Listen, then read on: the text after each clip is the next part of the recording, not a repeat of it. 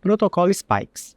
Vamos ser bem sinceros, comunicação de más notícias vai muito além de protocolos e é sempre muito mais difícil do que a gente pensa.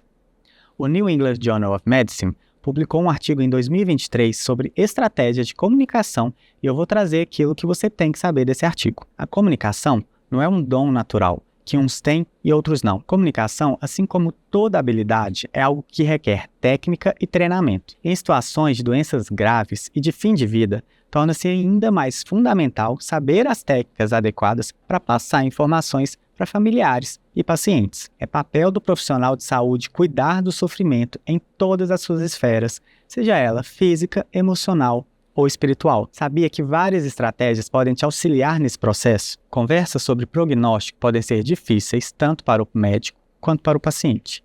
Não é incomum que pacientes portadores de doenças graves continuem expressando expectativas irreais a despeito de conversas longas e detalhadas sobre o seu quadro. Uma comunicação não eficaz nesta etapa do adoecimento pode levar a uma má qualidade de morte devido a um desalinhamento entre equipe e paciente. A verdade é que falar sobre a morte é difícil na maior parte das culturas. Pode levar a um entendimento reduzido do paciente sobre sua doença e uma dificuldade dos médicos em auxiliá-lo a lidar com a doença. A maior parte dos profissionais da saúde não teve a oportunidade de aperfeiçoar as suas habilidades de comunicação para auxiliar pacientes graves a transitarem no seu processo de adoecimento e terminalidade. Isso nem sempre significa seguir um protocolo enraizado de comunicação. Um exemplo muito importante aqui. Você sabia que a esperança do paciente ante um diagnóstico desfavorável nem sempre é algo ruim? Isso demonstra um processo de coping relacionado ao entendimento da gravidade do quadro que ele está vivendo. Cabe ao profissional guiar o paciente diante desses mecanismos naturais de adaptação para que ele esteja consciente do seu diagnóstico e suas prioridades nesse momento de vida. Uma boa relação entre o profissional e o paciente é fundamental para promover conversas difíceis e profundas sobre o prognóstico do paciente. Isso, em um cenário ideal, pode demorar meses ou até mesmo anos para acontecer. Por isso, atualmente, os estudos já demonstraram que todo paciente com diagnóstico de uma doença ameaçadora à vida deve ser referenciado para uma equipe de cuidados paliativos. Vocês podem estar se perguntando o porquê disso. O que é chamado atualmente de paliativo precoce não significa limitar esforços quando estes ainda são proporcionais. A evidência mostra que o acompanhamento paliativo precoce aumenta a qualidade de vida e, acreditem, o tempo de vida dos pacientes. Se eu te falasse que você vai viver mais tempo e com mais qualidade de vida, você não ia querer isso?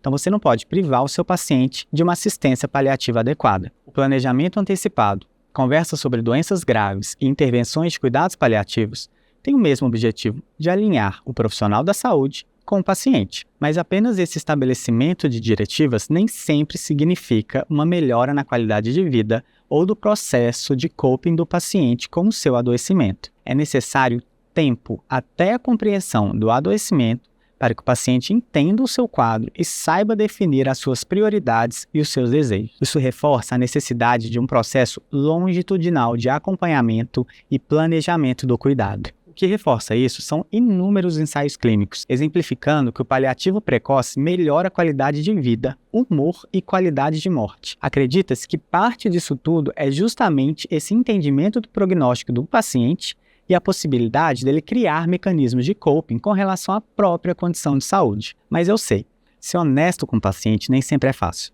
A gente tem uma dicotomia. A maioria dos pacientes quer compreender sobre a sua doença, mas ao mesmo tempo deseja que os cuidadores se mantenham otimistas. A evidência aqui sugere que o conhecimento acerca da doença e o compartilhamento de dados pode ser útil em fornecer ao paciente uma realidade mais otimista. Ainda assim, desentendimentos são comuns. Um estudo mostrou que 69% de pacientes com câncer pulmonar metastático e 81% com câncer coloretal não compreenderam que a quimioterapia pouco provavelmente seria curativa. E outros estudos reforçam esse tipo de ruído de comunicação em pacientes com câncer hematológico e C refratária ou uma doença hepática já em estágio final. Então, como que a gente pode melhorar as nossas habilidades de comunicação? Vamos começar com um caso clínico. Você atende um senhor de 71 anos. Ele recebe o diagnóstico de um câncer de pequenas células pulmonar no estágio 4.